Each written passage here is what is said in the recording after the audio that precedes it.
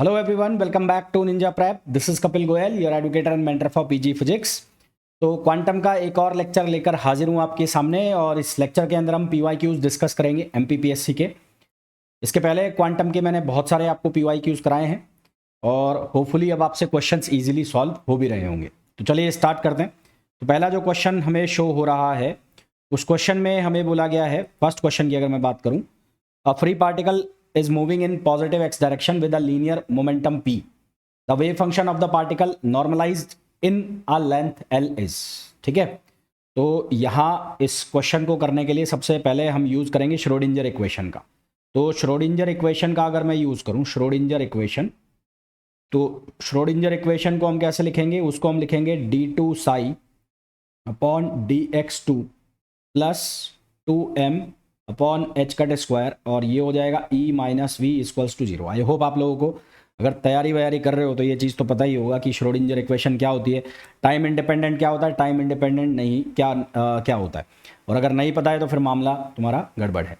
अब पोटेंशियल जो है वो जीरो हो गया है ना, तो v की वैल्यू जीरो है, तो v की वैल्यू जीरो है तो इक्वेशन क्या बन जाएगी, इक्वेशन बन जाएगी d2 psi upon dx2 plus 2me upon H cut square Sai और इक्वल्स टू जीरो।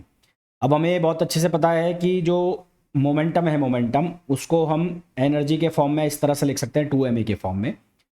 तो यहाँ पर जो 2me लिखा हुआ है उसको मैं p स्क्वायर लिख दूंगा, तो इसको मैं p स्क्वायर लिख दूंगा तो ये बन जाएगा हमारे पास d2 psi upon dx2 equals to ये हो जाएगा p अपॉन एच कट और इसका पूरे का स्क्वायर और साई इक्वल्स टू जीरो। अब ये एक डिफरेंशियल इक्वेशन बन गई और ये डिफरेंशियल इक्वेशन बन गई, तो इस डिफरेंशियल इक्वेशन का सॉल्यूशन हम लिख देंगे।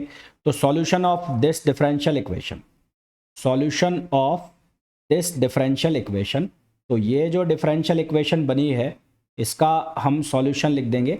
तो इसका जो सॉल्यूशन बनेगा वो क्या बनेगा, psi equals to A sine P upon H cut X, है ना, P upon H cut X plus B cos P upon H cut X, ये इसका सॉल्यूशन आ गया। अब हम यहाँ पर बाउंड्री कंडीशन यूज़ करेंगे, तो apply boundary condition, apply boundary condition. तो बाउंड्री कंडीशन क्या है कि जब एक्स की वैल्यू ज़ीरो रहेगी तो फंक्शन क्या रहेगा, ज़ीरो रहेगा, यानी कि psi zero equals to zero. तो यहाँ से हमारे पास क्या बनेगा, ये बनेगा A sine zero plus B cos zero equals to zero. तो यहाँ से हमारे पास वैल्यू आ जाएगी, बी की वैल्यू कितनी आ जाएगी, ज़ीरो आ जाएगी। तो फंक्शन जो हमारे पास बचेगा वो फंक्शन क्या बचेगा, psi equals to A sine P over H cut X, ये हमारे पास किसकी वैल्यू बच जाएगी, फंक्शन की। अब हम यूज़ करेंगे कंडीशन ऑफ नॉर्मलाइजेशन। तो condition of normalisation, condition of normalisation, तो नॉर्मलाइजेशन की अगर हम कंडीशन लगाते हैं तो नॉर्मलाइजेशन की कंडीशन क्या होगी, माइनस इनफाइनाइट टू इनफाइनाइट करके हम लगाते हैं, ठीक है, और साई स्टार साई और इसको किस में कर देंगे, dx में इक्वल्स टू 1। तो जब हम इसको सॉल्व करेंगे तो a की वैल्यू हमारे पास निकल के आएगी 1 upon under root L.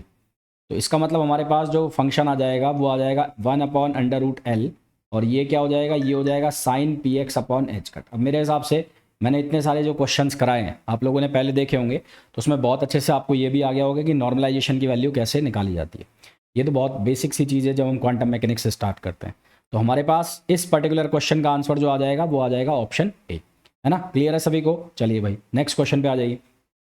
Total energy operator can be written as, total energy operator को कैसे लिखते हैं, तो टोटल एनर्जी ऑपरेटर को हम लिखते हैं iota H cut del upon del T, iota H cut del upon del T, जो कि ऑप्शन हो जाएगा बी। अब ये छोटी छोटी चीज़ें हैं जो आपको ये याद रखनी पड़ेगी यार। In case of hydrogen atom the total degeneracy, अब डीजनरेसी जो है वो दो तरीके से लिखी जाती है हाइड्रोजन के लिए, एक विदाउट स्पिन कंसिडरिंग स्पिन और एक विद कंसिडरिंग स्पिन। तो विदाउट कंसिडरिंग स्पिन जो हम लिखते हैं विदाउट कंसिडरिंग स्पिन, तो विदाउट कंसिडरिंग स्पिन जब हम बात करते हैं तो विदाउट कंसिडरिंग स्पिन जो हम डीजनरेसी लिखते हैं वो लिखते हैं एन स्क्वायर, और ये एन स्क्वायर बराबर होता है अलजेब्रिक समेशन एल की वैल्यू 1 से लेकर और कहाँ तक, n-1 तक, और ये किसके इक्वल होता है 2l+1 के। और विद कंसिडरिंग स्पिन, तो विद स्पिन और स्पिन के साथ अगर हम लिखें तो इसको हम लिखते हैं 2n स्क्वायर, और ये 2n स्क्वायर बराबर होता है algebraic summation l equals to 1 से लेकर n-1 2l+1। तो अब हमें एल के फॉर्म में पूछा है, एल और एम के फॉर्म में, तो एल और एम के फॉर्म में दोनों ही केसेस में 2l+1 है, ठीक है। तो आंसर हमारे पास क्या हो गया, ऑप्शन तो डी हो गया। पर आपको ये ध्यान रखना है कि जब विदाउट कंसिडरिंग स्पिन हो तो डीजेनरेसी होती है n², हाइड्रोजन एटम की मैं बात कर रहा हूँ, और विद कंसिडरिंग स्पिन ये जो डीजेनरेसी आती है 2n² आती है, आपको मैंने पहले के लेक्चर में भी बताया हुआ है। नेक्स्ट क्वेश्चन पे आ जाओ। Which of the following is a Hermitian operator, इनमें से कौन हर्मिशियन ऑपरेटर है। देखो del upon del X, Hermitian operator की कंडीशन क्या है कि उसका जब आप डैगर करोगे तो ए डैगर इक्वल्स टू, यदि ए आ जाए तो वो हर्मिशियन ऑपरेटर है, तो वो क्या होता है, हर्मिशियन ऑपरेटर होता है, ठीक है। ए डैगर, डैगर का मतलब है ट्रांसपोज कंजुगेट, तो ट्रांसपोज कंजुगेट करोगे तो वो बन जाए, तो डेल अपॉन डेल एक्स का जब हम ट्रांसपोज कंजुगेट करते हैं तो वो बनता है minus del upon del X. Similarly यदि मैं minus del upon del X का ट्रांसपोज कंजुगेट करूंगा तो वो बनेगा डेल अपॉन डेल एक्स, तो ये तो हो गया खेल खत्म, ये तो है नहीं। फिर इसी तरह से अगर मैं डेल अपॉन डेल टी का ट्रांसपोज कंजुगेट करूंगा तो ये बन जाएगा minus del upon del T, तो ये भी नहीं है, ठीक है। अगर मैं iota del upon del T इसका ट्रांसपोज कंजुगेट करता हूँ, iota del upon del T इसका ट्रांसपोज कंजुगेट करता हूँ, तो आयोटा का क्या बनेगा, माइनस आयोटा, और डेल अपॉन डेल टी का क्या बनेगा, माइनस, तो ये हो जाएगा प्लस। तो इसका मतलब iota del T, del upon del T equals to iota del upon del T, तो सही आंसर हमारे पास कौन सा हो जाएगा, डी हो जाएगा। नेक्स्ट क्वेश्चन पे आ जाओ। The commutator x P square, अब ये एक स्टैंडर्ड रिजल्ट है एक्स पी स्क्वायर, तो पहले मैं इसका स्टैंडर्ड फार्मूला बता दूं। मान लो आपको ऐसे लिखा है X P power X P N, तो इसका जो रिजल्ट आता है वो आता है एन आयोटा एच कट और P power n-1। For example अगर ये ऐसे होता एक्स एन और पी, तो एक्स एन पी होता, तो इसमें लिखते हैं हम एन आयोटा एच कट और यहाँ हो जाता है x(n-1). अब हमें पी के फॉर्म में पूछा है, तो इसके हिसाब से अगर फॉर्मूला हम लगाएं तो पी एन, तो यहाँ पर एन की वैल्यू कितनी होगी 2, तो ये हो जाएगा 2 आयोटा एच कट और n-1 है यानी कि पी, तो ये हमारे पास वैल्यू आ जाएगी। तो सही आंसर हमारे पास क्या आ जाएगा, 2 आयोटा एच कट पी। अगर ये होता एक्स स्क्वायर पी तो फिर ये आंसर आता 2 आयोटा एच कट एक्स, है ना, 2 आयोटा एच कट एक्स, उसके अकॉर्डिंगली आंसर आता। नेक्स्ट क्वेश्चन पे आओ। A system with observed ground state energy E0 has Hamiltonian H if phi is chosen as normalized wave function। तो normalized wave function है, तो उस केस में हमारे पास ये हैमिल्टोनियन दिया हुआ है, तो इसके साथ इसकी एक्सपेक्टेशन वैल्यू निकाल लो। तो इसकी एक्सपेक्टेशन वैल्यू निकालेंगे फाई स्टार एच फाई और डी टाउ पूरे स्पेस के लिए, और ये ग्रेटर देन इक्वल्स टू क्या होना चाहिए, E0 होना चाहिए। तो हमारे पास सही आंसर क्या आ जाएगा, इसका बी आ जाएगा। नेक्स्ट क्वेश्चन पे आ जाओ। द क्लेन गॉर्डन इक्वेशन, अब क्लेन गॉर्डन इक्वेशन के लिए मैंने आपको कल भी बताया था ये कि हम जो रिलेटिविटी थ्योरी के अकॉर्डिंग टोटल एनर्जी की वैल्यू लिखते हैं E² equals to P square plus C square m0 square C power 4, ये इक्वेशन लिखते हैं। अब E जो है टोटल एनर्जी है, उसकी वैल्यू हम लिखते हैं आयोटा एच का डेल अपॉन डेल टी, और P जो है उसकी हम वैल्यू लिखते हैं माइनस आयोटा डेल। तो ये वैल्यू अगर मैं यहाँ डालता हूँ तो ये बन जाएगा minus H cut square del square upon del T 2 square, और कोई फंक्शन है तो यहाँ लिख देंगे साई। सिमिलरली यहाँ पर बन जाएगा ये माइनस एच कट स्क्वायर सी स्क्वायर, और ये हो जाएगा डेल स्क्वायर साई, एंड ये हमारे पास जो वैल्यू है ये हो जाएगी m0 स्क्वायर सी पावर 4, ये बन गया। तो ये वाला जो एक्सप्रेशन है, ये वाला एक्सप्रेशन, ये एक्सप्रेशन शो कर रहा है टोटल एनर्जी को, और टोटल एनर्जी को हम हैमिल्टोनियन के फॉर्म में भी लिख सकते हैं, और हैमिल्टोनियन के फॉर्म में इसको हम लिखते हैं एच साई। तो यहाँ से E इक्वल्स टू एच से लिखते हैं ना, E equals to H psi, तो E स्क्वायर लिखा है तो ये क्या हो जाएगा एच स्क्वायर साई, और यहाँ पर ये minus H cut square del 2 psi upon del T2 के बराबर है, तो इसको हम कैसे लिख देंगे, minus H cut square del 2 psi upon del T2। तो सही आंसर हमारे पास कौन सा आ जाएगा, सही आंसर आ जाएगा ऑप्शन ए। नेक्स्ट क्वेश्चन पे आ जाओ। The equation mechanical operator quantum mechanical operator corresponding to the angular momentum Ly। तो एंगुलर मोमेंटम Ly के लिए जो हम लिखते हैं वो क्या लिखा जाता है, वो लिखा जाता, देखो y है तो साइक्लिक ऑर्डर में लिखना है, y है तो साइक्लिक में चलेगा, z के बाद आएगा x, तो px माइनस, अब इसको उल्टा कर देना है तो यहाँ आ जाएगा x और ये आ जाएगा pz। अब px की जो वैल्यू है वो किसके बराबर होगी, माइनस आयोटा h का डेल अपॉन डेल x, और pz की जो वैल्यू है वो किसके बराबर होगी, माइनस आयोटा h का डेल अपॉन डेल z। तो ये वैल्यूज़ हमें यहाँ पर सब्स्टिट्यूट करनी, तो ये लिखा जाएगा z, px की वैल्यू को हम लिखेंगे माइनस आयोटा h का डेल अपॉन डेल x, और इसी तरह से पी जेड की वैल्यू को हम लिखेंगे minus iota H cut del upon del Z, ये हम लिखेंगे। तो एल वाई, तो यहाँ से हम कॉमन निकाल लेंगे माइनस आयोटा एच कट, तो माइनस आयोटा एच कट हमने कॉमन निकाल लिया, तो हमारे पास क्या बचा Z del upon del X, और ये हो जाएगा X del upon del Z. तो सही आंसर हमारे पास क्या हो जाएगा, ऑप्शन सी हो जाएगा। इसी तरह से मान लो आपको एल एक्स निकालना है, तो एल एक्स निकालना है तो उसके लिए क्या करोगे, साइक्लिक ऑर्डर चलाना है। तो एक्स आया तो एक्स के बाद वाई आएगा, वाई के बाद यहाँ लिख दोगे पी जेड, फिर इसको उल्टा कर दो, ये हो जाएगा जेड पी वाई। इसी तरह से लेट सपोज आपको निकालना है एल जेड, तो जेड के बाद क्या आएगा एक्स, तो एक्स और फिर यहाँ लगा दो पी वाई और माइनस वाई और ये हो जाएगा पी एक्स। तो ये साइकिल चलाना, ये ध्यान रखना बस, उसके हिसाब से फिर आंसर आ जाएगा। नेक्स्ट क्वेश्चन पे आ जाओ। अब ये क्वेश्चन रिपीट है एक्स पी एक्स ऑपरेटर के लिए, तो वही क्वेश्चन है जो अभी कराया था, तो इसका आंसर तो सी आ जाएगा। इसमें तो मेरे हिसाब से कोई आपको कन्फ्यूज़न होना ही नहीं चाहिए। Relation is correct for Pauli matrix. अब पाउली मैट्रिक्स का मैंने आपको बहुत बार बताया कि आपको ये याद होनी चाहिए इनकी वैल्यूज। जैसे सिग्मा एक्स की जो वैल्यू है वो होती है 0 1 और 1 0, ये सिग्मा एक्स की वैल्यू। इसी तरह से सिग्मा वाई की जो वैल्यू है वो आयोटा में होती है, 0 minus iota iota 0। And sigma Z की जो वैल्यू होती है वो वैल्यू लिखी जाती है 1 0 और 0 माइनस 1, ये सिग्मा जेड की वैल्यू है। अब अगर मैं सिग्मा एक्स सिग्मा वाई करता हूँ, तो सिग्मा एक्स सिग्मा वाई करूँगा तो ये बनेगा 0 1 1 0, एंड यहाँ क्या बनेगा 0 माइनस आयोटा और माइनस आयोटा 0, ये बन जाएगा, माइनस आयोटा नहीं प्लस आयोटा, ये बनेगा। और फिर इसको जब हम सॉल्व करेंगे तो हमारे पास बनेगा आयोटा 0 और ये बनेगा 0 माइनस आयोटा।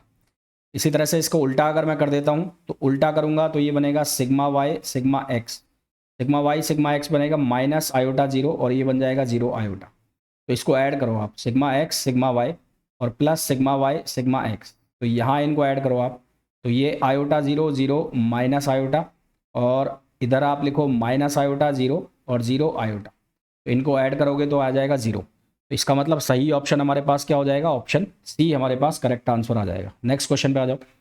स्टर्न गर्लेच एक्सपेरिमेंट में beam of neutral silver atoms जो है उसको एक स्लिट से पास कराया जाता है, और स्लिट से जब पास कराते हैं तो उसके लिए एक एक्सटर्नल मैग्नेटिक फील्ड लगाया जाता है। ये एक्सटर्नल मैग्नेटिक फील्ड जो होता है वो इनहोमोजेनस होता है, ये एक्सटर्नल मैग्नेटिक फील्ड जो होता है इनहोमोजेनस होता है, और स्लिट से पास होने के बाद जो न्यूट्रल सिल्वर एटम्स आ रहे हैं वो दो पार्ट में स्प्लिट हो जाते हैं, एक अप पार्ट हो जाता है, एक लोअर पार्ट बन जाता है, और उसके बाद उसकी जो लीनियर इक्वेशन बनती है, वो जो लीनियर इक्वेशन बनती है उस लीनियर इक्वेशन को हम ऐसा लिखते हैं, उसको हम जो ड्राइक डेल्टा के फॉर्म में कैट फंक्शन के फॉर्म में इस तरह से लिखते हैं, सी और एक तो आ जाता है अप स्टेट और C1 जो है वो कांस्टेंट है, और एक आ जाती है कौन सी स्टेट, डाउन स्टेट, एक आ जाती है अप स्टेट और एक कौन सी आ जाती है डाउन स्टेट। जब ये स्लिट से पास होते हैं तो ये दो पार्ट में टूट जाते हैं, और जो एक्सटर्नल मैग्नेटिक फील्ड लगाया जाता है वो इनहोमोजेनस होता है। ठीक है, नेक्स्ट क्वेश्चन पे आ जाओ। In the ground state the probability of finding the harmonic oscillator outside the classical limit. देखो आंसर तो इसका आएगा 16%, रट लेना है इसको, और 16% अगर आउटसाइड है तो अंदर कितना हो गया 84%, तो ये इनसाइड का होता है। मैं इसका सॉल्यूशन तो आपको बता रहा हूँ पर फिर भी बोल रहा हूँ कि ये लंबा क्वेश्चन है तो इसका आंसर आप याद रखना। तो फॉर ग्राउंड स्टेट की अगर हम बात करें, तो ग्राउंड स्टेट की अगर हम बात करें तो ground state linear harmonic oscillator के लिए जो वेव फंक्शन है वो वेव फंक्शन हम लिखते हैं alpha upon under root pi, alpha upon under root pi, और ये पूरे की पावर कितनी होती है 1/2 यहाँ पर एक्सपोनेंशियल, और ये होता है minus alpha square x square upon 2।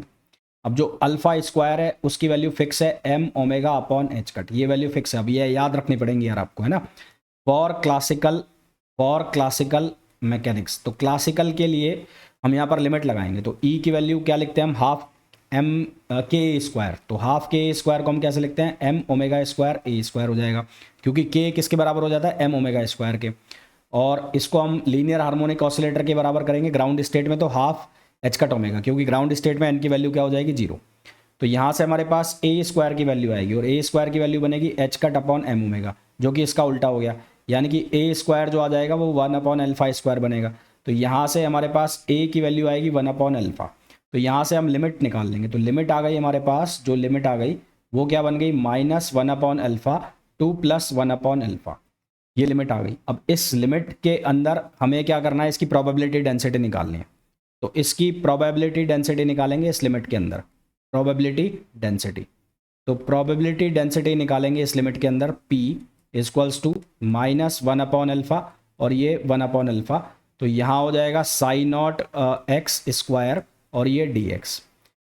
तो ये क्या बन जाएगा, ये बन जाएगा हमारे पास α/√π और लिमिट -1/अल्फ़ा से 1/अल्फ़ा, क्योंकि स्क्वायर हो गया तो वो पावर हाफ थी वो कट हो जाएगी, और ये हो जाएगा e⁻⁴ और x², e⁻⁴ x² और dx, ये बन जाएगा। देखो यहाँ पर sin0x की वैल्यू थी ना जो, तो वो sin0x की वैल्यू का स्क्वायर कर दिया, तो उसके अकॉर्डिंग 2 से 2 कैंसिल हो जाएगा, तो वहाँ से बनाइए, नीचे 2 लिखा हुआ है।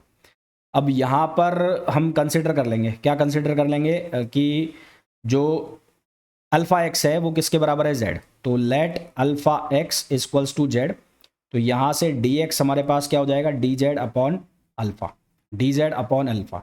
तो ये जो dx है इसकी जगह हम लिख देंगे dz/अल्फ़ा, और अल्फ़ा एक्स की जगह हम लिख देंगे z, तो ये बन जाएगा z²। तो हमारे पास ये जो वैल्यू है ये क्या बन जाएगी, ये बनेगी α/√π, α/√π, ठीक है। और dx की जगह हम क्या लिख रहे हैं, dx की जगह लिख रहे हैं हम dz/अल्फ़ा, तो यहाँ पर इसको हम लिखेंगे -1/अल्फ़ा और ये 1/अल्फ़ा, और ये हो जाएगा e⁻⁻z², ये हो जाएगा dz/अल्फ़ा। तो अल्फ़ा से अल्फ़ा कैंसिल हो गया, ये अल्फ़ा से अल्फ़ा क्या हो जाएगा, कैंसिल हो जाएगा, ठीक है। और अब ये इवन फंक्शन बन गया तो ये 2 टाइम्स में चला जाएगा, तो ये 2/√π और यहाँ लिमिट लग जाएगी 0। अच्छा, ये 1/अल्फ़ा की जगह ये क्या हो जाएगा, 1/अल्फ़ा, तो ये यहाँ पर हम जब वैल्यू डालेंगे तो ये वैल्यू आ जाएगी 1, तो ये 0 से 1 चला जाएगा, 0 से 1, और ये हो जाएगा e⁻⁻z² और dz। अब इसको एक्सपेंड करके हम लिखेंगे, एक्सपेंड करके लिखेंगे तो 2/√π और ये 0 से 1, और उसके बाद e⁻⁻z² को हम लिखेंगे e⁻⁻x का फॉर्मूला लगा के, तो 1 - x/√1, फिर 2 और फिर 5, है ना, इस तरह से चलेगा। तो 1 माइनस ये हो जाएगा z² अपॉन ये बनेगा फैक्टोरियल 1, फिर ये बनेगा प्लस का, तो z² 4 हो जाएगा अपॉन फैक्टोरियल 2। तो इस तरह से आगे चलेगी भाई, मैं e⁻⁻x का फॉर्मूला लिख रहा हूँ, तो 1 - x अपॉन फैक्टोरियल 1, फिर ये प्लस x² अपॉन फैक्टोरियल 2, तो x की जगह कितना हो गया, z² हो गया, तो उसके अकॉर्डिंग वैल्यू चल रही है। और इसका फिर क्या हो जाएगा, इंटीग्रेशन हो जाएगा। तो इसका जब इंटीग्रेशन करेंगे तो यहाँ पर प्रोबेबिलिटी 0.84 आएगी, और ये है inside the oscillator, inside the LHO, inside the LHO। तो आउटसाइड कितनी बचेगी, तो आउटसाइड कैसे निकालेंगे, आउटसाइड 100 माइनस वो कर दोगे आप 84%, तो 84% को करोगे तो ये 16% आ जाएगा। तो इस तरह से आंसर निकालना है। तो मैंने आपको कहा कि ये याद रखना है आपको, ये एक स्टैंडर्ड क्वेश्चन है, क्योंकि एग्जाम में अगर आ गया तो बहुत बड़ा सा क्वेश्चन हो जाएगा, इतना टाइम होता नहीं है। इनसाइड के लिए अगर आपसे पूछा जाए तो 84% आपको लगाना ही लगाना है, और आप आउटसाइड के लिए पूछा जाए तो आपको 16% लगाना है।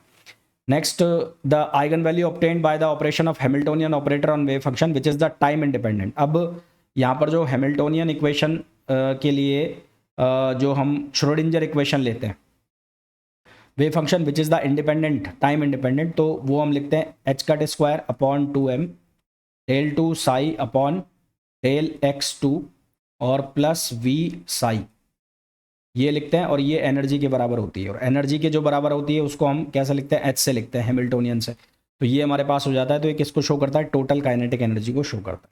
नेक्स्ट क्वेश्चन पे आ जाओ।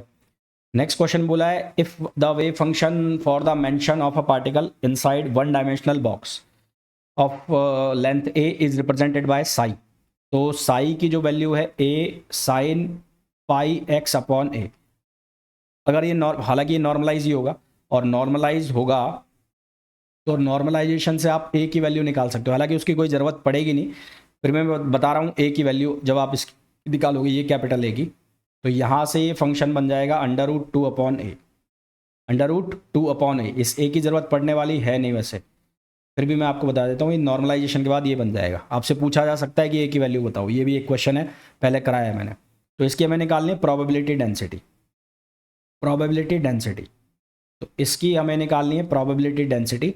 तो वो प्रोबेबिलिटी डेंसिटी जो बनेगी उसको हम लिखेंगे P equals to psi star psi और वो डी एक्स हो जाएगा। तो यहाँ से बन जाएगा ए स्क्वायर और ये हो जाएगा sine square pi X upon A. तो हम इसकी मैक्सिमम वैल्यू निकाल लेंगे। तो फॉर मैक्सिमम प्रोबेबिलिटी के लिए हम कर देंगे D P upon D X. तो D P upon D X करेंगे तो ये बन जाएगा 2a² पाई अपॉन ए और यहाँ से बन जाएगा साइन पाई एक्स अपॉन ए और फिर साइन का करोगे तो बन जाएगा cos pi X upon A. तो ये कुल मिलाकर ये जो वैल्यू हमारे पास बनेगी ये बनेगी कुछ ऐसे ए स्क्वायर, ये बनेगा कुछ ऐसे ए स्क्वायर पाई ओवर ए और ये साइन 2 पाई एक्स ओवर ए और ये किसके बराबर करना है 0 के। अब यहाँ 0 के बराबर करेंगे तो इसको हम लिखेंगे 2 पाई एक्स, ऐसे लिखेंगे साइन 2 पाई एक्स, इसको लिखेंगे sine 2 pi X upon A equals to sine pi. तो यहाँ से बनेगा 2 pi X upon A equals to pi, तो पाई से पाई कैंसिल हो जाएगा। तो x की वैल्यू कितनी आ जाएगी a/2। तो x की वैल्यू कितनी आ जाएगी a/2 जो कि ऑप्शन हो जाएगा कौन सा सी। इसलिए मैंने आपको कहा था कि यहाँ पर आपको a की ज़रूरत पड़ने वाली नहीं है।